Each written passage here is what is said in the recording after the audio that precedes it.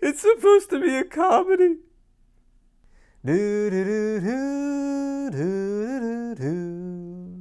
Welcome to the Ben Standard, Euphoric and Astrals. Today we are reviewing one of my favorite comedies from the last few years. We are looking at Season 4 of The Good Place. This is such a complex show to talk about because no two episodes are the same and no two seasons are the same. I have to tell people that if you only watch the first couple episodes of The Good Place, you're going to think it's one of the worst shows ever made, but if you power through, this show delivers on some of the wildest, funniest, and most innovative moments you're going to find on television.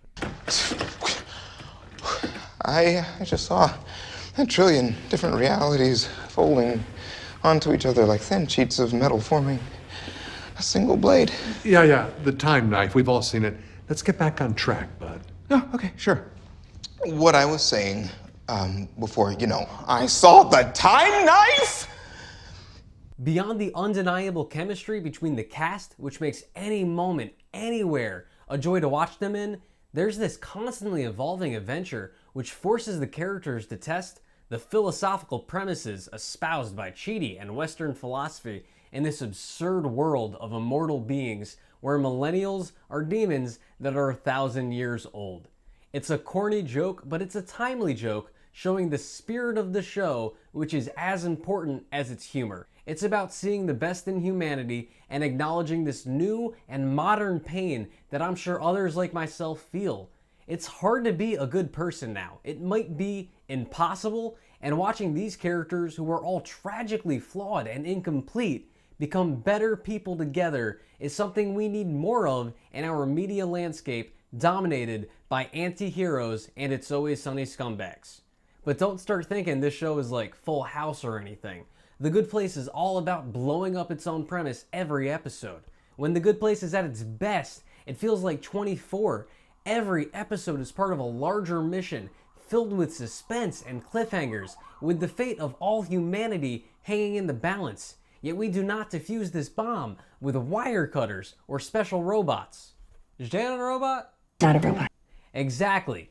We defuse this bomb with philosophy, and it's hilarious. Michael Schur can get jokes from his characters, he can get jokes from his world building, and he can get jokes by blowing your mind.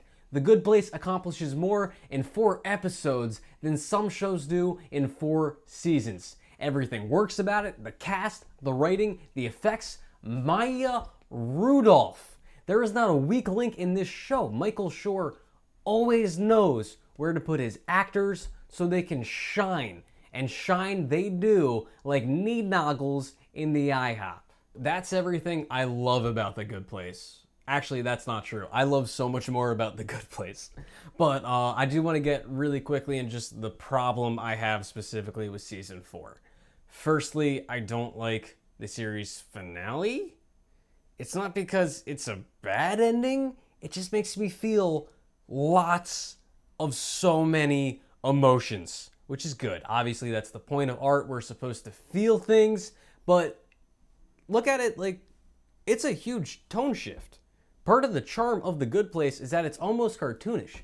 We see Eleanor have a plate of nachos one moment and cut to her walking into her clown home and the plate of nachos is empty. Ha ha, she can do that because she's dead. There is always this layer of fantasy and humor which makes the heavier moments of the show more accessible. After all, this is a show largely about death and mortality, yet it does so without ever feeling morbid, usually until the series finale. In fact, the 4th season as a whole, if I can take off my critic hat here for a second, it isn't funny. As a viewer, the goal for me is to relate with the characters so that I can empathize and participate in their decision making. So in the series finale, if this decision of completion and happiness is what they're experiencing, it's a problem if I'm just feeling this torturous sadness. Why don't I feel the character's sense of completion? It's obvious. I can't participate because Michael Schur skimmed through 3,000 eternities in the last hour of the show alone. This series finale isn't an actual episode. It's a summary of stuff we basically knew was going to happen anyway.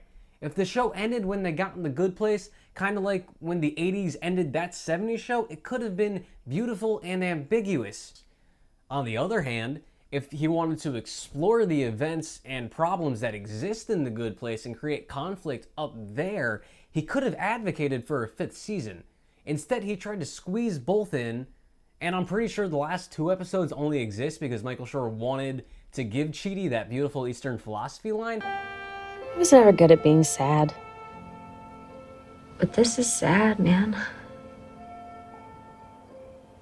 Picture a wave in the ocean, and then it crashes on the shore, and it's gone. And that's one conception of death for a Buddhist. The wave returns to the ocean, where it came from. It was a beautiful line, and now I'm crying again because it's just so sad. It's beautiful, but it's sad. It's ironic that the final episode of The Good Place is called Whenever You're Ready, because I wasn't ready. Eleanor wasn't ready either, frankly, and the writers forced her character to find some kind of conclusion because they had to wrap up the show. It's really disappointing and sad and not funny. While every season has a signature episode like the trolley problem in season 2 or Jeremy Bear Me in season 3, season 4 doesn't have one of those. So to kind of describe the episodes and why they aren't funny, you can look at A Chip Driver Mystery, which has this really weird framing device, and the whole episode exists for a pretty transparent payoff in a later episode. But then there's an episode like The Answer, which does explore Chidi's character through his memories, but it brings the plot to a grinding halt. You don't have to choose plot or character, you can have both. Season 4 is also weirdly political with the Trumpy Brent character. While Brent's presence poses probably the most interesting ethical question of our time, which is how to reform a deplorable, did they find a decent answer in 7 episodes? Did it contribute anything to the conversation about this issue? Not really. And remember that episode called The Answer? It's all about how philosophy has no answers, and yet 3 or 4 episodes later in The Good Place, they dissolved the council running the afterlife because everything was working perfectly. That's me getting thematic whiplash. It's not like there wasn't anything to explore in the actual Good Place. In a purely conceptual way, if The Good Place was really The Good Place, there should not have been any conflict, which would have made for bad TV. But it could have been a great opportunity to spoof the traditional sitcom style. Eleanor and Chidi have to make their relationship work in a static, perfect environment to maintain the homeostasis of their eternal bliss, which is basically every sitcom made before 2007. I'm not saying that you have to make the whole season about that, but there was more to explore in this world, and rushing to the end of the show didn't do the world any justice. To be fair, the ratings for The Good Place were pretty low, but Netflix or Hulu would have saved it, okay? We did it with Community, we could have made it happen. At least, the least they could have done was make a season 4A and season 4B to squeeze in a couple more episodes. Why do shows choose to end like Breaking Bad and Game of Thrones while enjoying record-breaking audiences? This is like gerrymandering to me. Creators shouldn't choose when a show ends. The show should end when people stop watching it. While Breaking Bad ended quite gracefully and set this standard of going out on top, the last seasons for Game of Thrones and The Good Place were rushed, and it was bullshit because they covered too much too fast. Maybe this is just me being nostalgic, but I miss the days when the goal of a TV show was to run forever. Shows had to be clearer about their premise and their characters because generally all the conflict was generated within the main cast and the supporting cast. It was a smaller world than Premiere TV, but oftentimes limitations can breed creativity. Premiere TV at its worst can be so bloated and free to move and change that they become unfocused messes. Creators also need to realize that even though television is becoming more cinematic, a cinematic ending will never be the right approach for a television show. In film, we understand we're there for an event. We experience the event with the characters and we leave when the event is over. This is the contract of cinema and it works very well. It's much harder to leave a TV show. We don't know it will end when we start it. We come back to TV shows weeks and years later.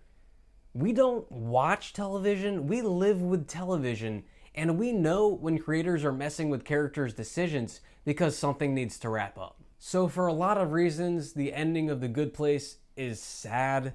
It's a good ending, but if I just want to casually watch something for 11 seasons with an ending that doesn't make me experience soul-crushing existential despair, I guess I'm just gonna have to watch Cheers. With Ted Danson. Yo, dude, never stop making TV. You're the best. What show do you think had a perfect ending? Let me know in the comments below, and thank you for joining me on The Ben Standard.